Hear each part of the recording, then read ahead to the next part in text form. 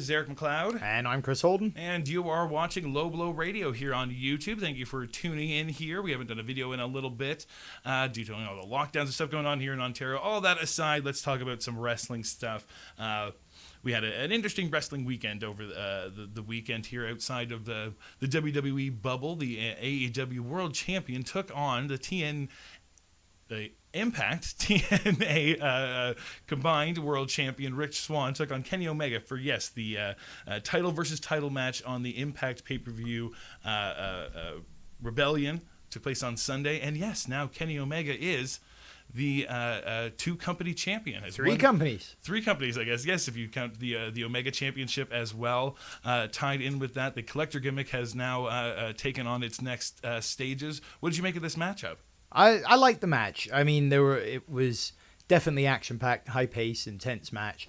You had the added emotion of the guys at ringside for Impact as Kenny was beating down Rich with V-trigger after V-trigger and leaving him practically unconscious on the ropes. But Swann kept on coming back. I could see some people, a complaint side of it with the amount of beating that Rich took to get there, and then they're still able to kick out and still able to get close to the end. It probably went on about 3-4 minutes, maybe longer than it needed to, but it was fine. The match was really good, and the right guy won at the end. I think the story progresses in the right direction. Yeah. With Kenny coming away with, yes, now the AEW World Heavyweight Championship, the Impact Wrestling / TNA World Heavyweight Championship, the AAA Mega Championship. It's just, yeah, which one's next? Yeah, New Japan next. It's going to be a real glorified look. Yeah, I'm really curious where does this end? Is this the sort of, was this the final take, and then now we see Kenny with all this gold? Is he going to now continue down this path and go looking for more gold as he's sodding after that down this path? Yeah, really curious to see what the next stages are. And yeah, I really enjoyed this match. I've heard some, takes different ways, and yeah, maybe it didn't quite live up to some hype to some people or whichever.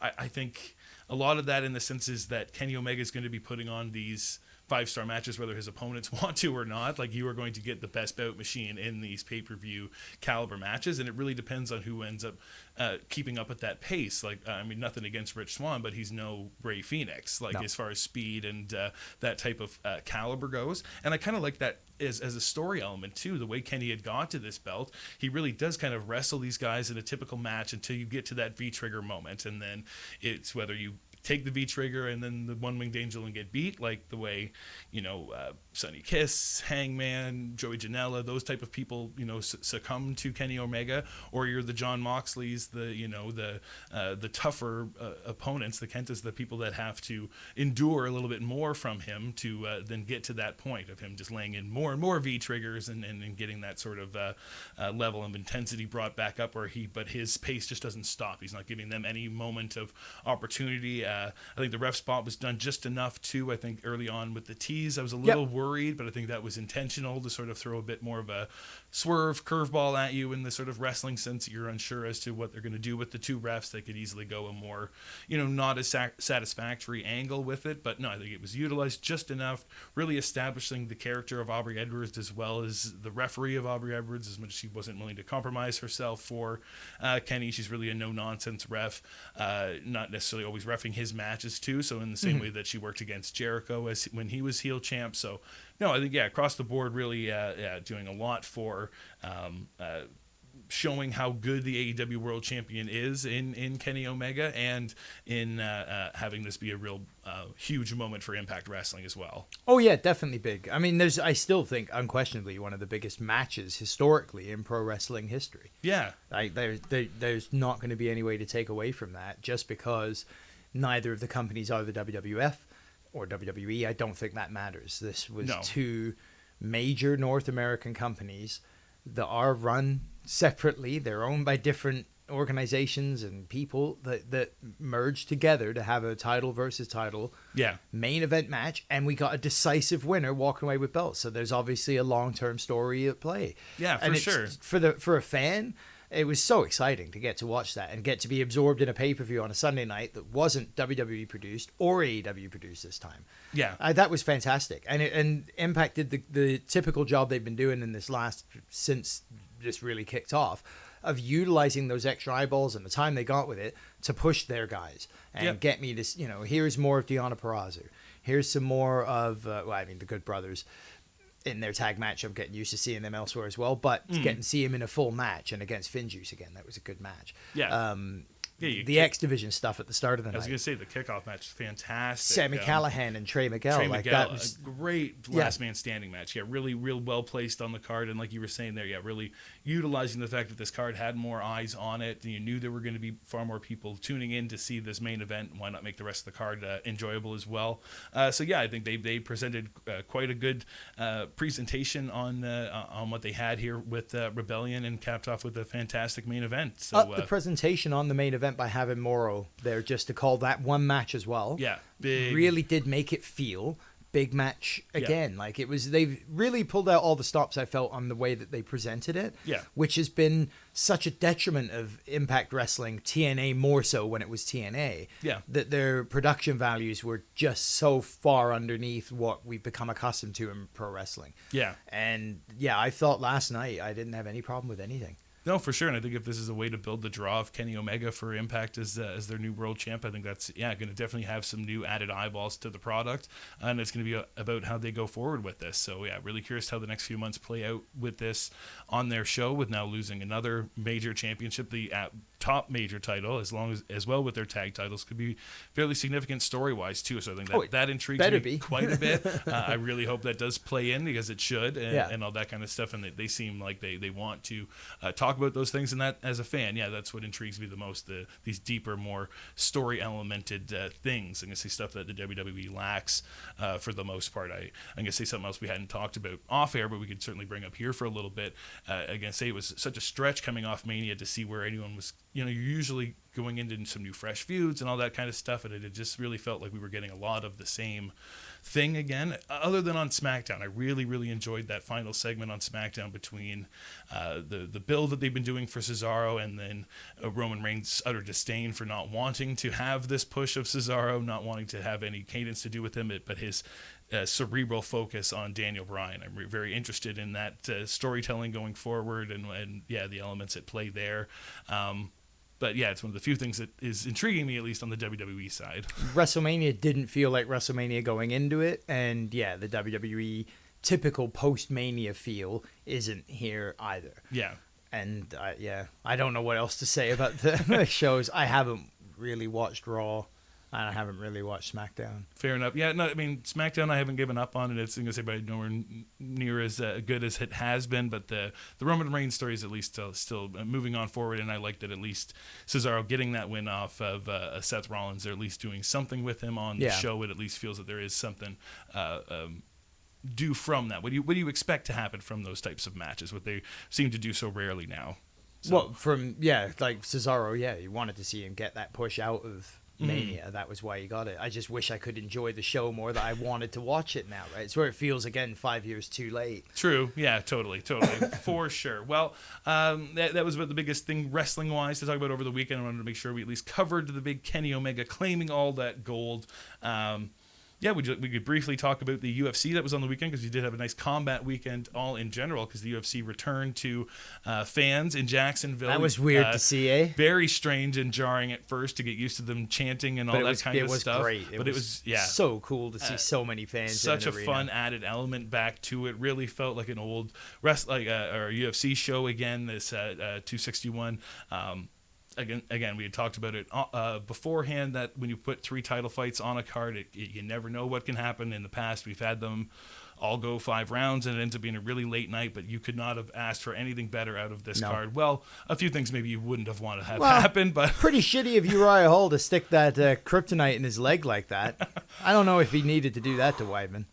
I was shocked by that. I'm going to say, if you haven't seen it yet, I'm saddened that you're hearing it first from us here. But yes, poor Chris Weidman, look him up. He had got his shin broken from the first kick he threw in this fight. And the irony. Yes. Oh, the irony. So bitter you can taste it. The man that was in the cage, the other guy in the cage when Anderson Silva suffered his devastating leg break. Yeah. Now, however many years later, suffers the same exact debilitating leg break off of the same kick. So if you're Uriah Hall, do you make sure you retire in like a few years to make sure that you are not the next? Like, is it history is going to stop repeating itself here? If I'm Uriah Hall, I never throw a leg kick. I would have instant PST from that. PTSD, just repeating that back and forth in my head of just what went wrong here, what happened. Why did I do that? Yeah, you feel so much I'd be scared shitless as if I was Uriah Hall. So yeah, all the hope that speedy recovery for poor Chris Weidman. Very unfortunate to see this happen. And a weird way to start the pay-per-view. Wasn't really sure what to anticipate then. And then getting into the Valenchenko fight, they turned things around right away. Valenchenko coming out looking like an even more impressive than she already has been in the past, having some really fun stand-up.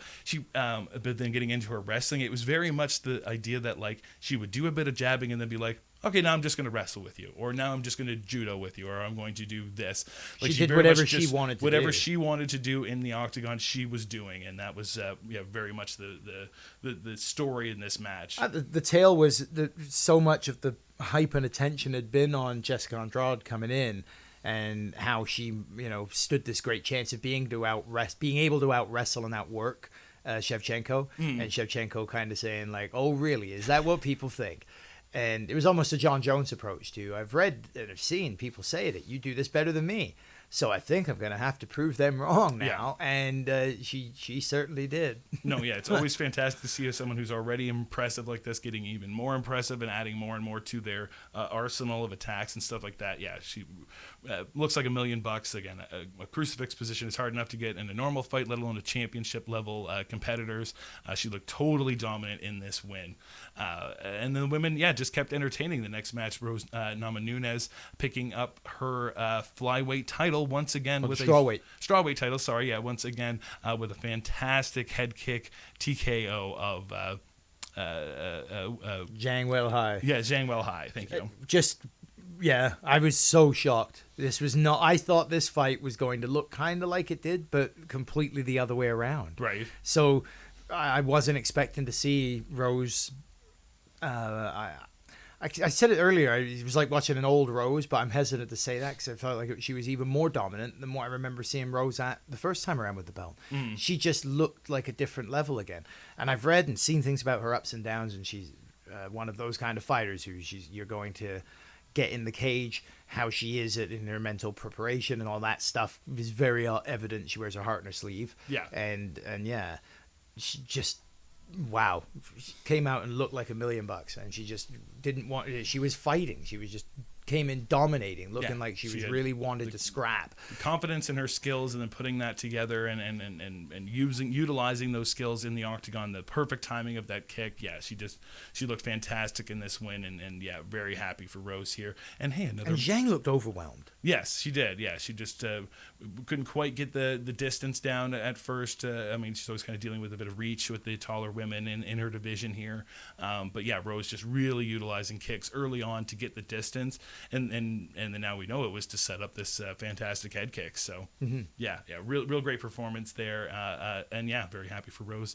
And like I was saying, another one for my picks. I got all three of these right because we can head to the main event as Karo Usman did in fact retain his welterweight title as he beat Jorge Masvidal.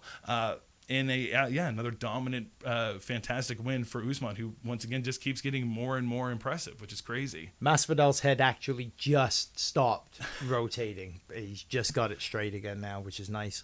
I thought he was very classy in defeat, but man, what a performance. Yeah. Usman came in that first round almost as similar to the first fight start off, where they're both engaging. It was action, just excited for what was going to happen.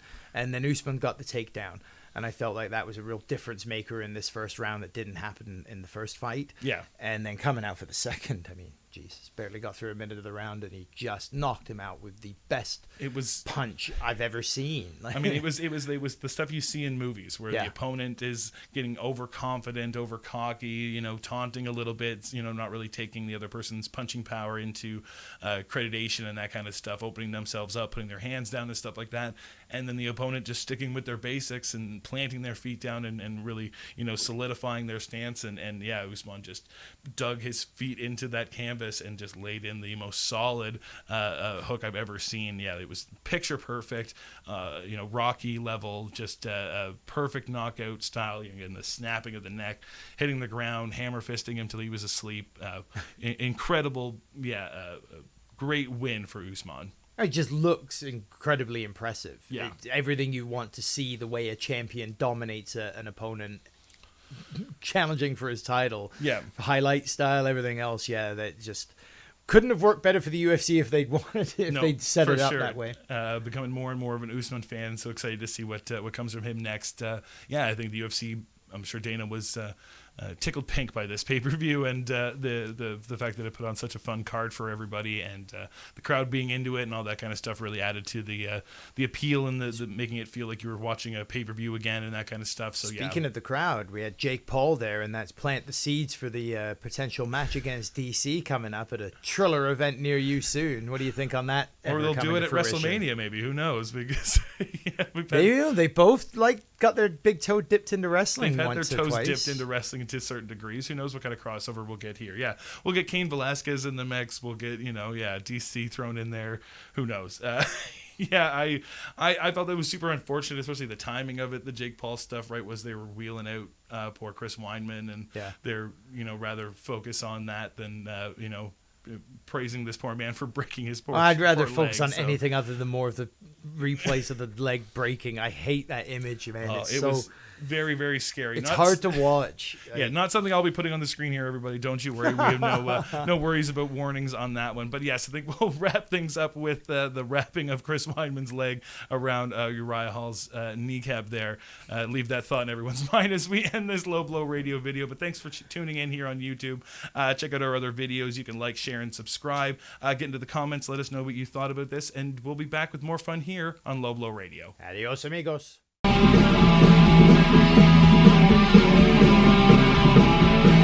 Now we're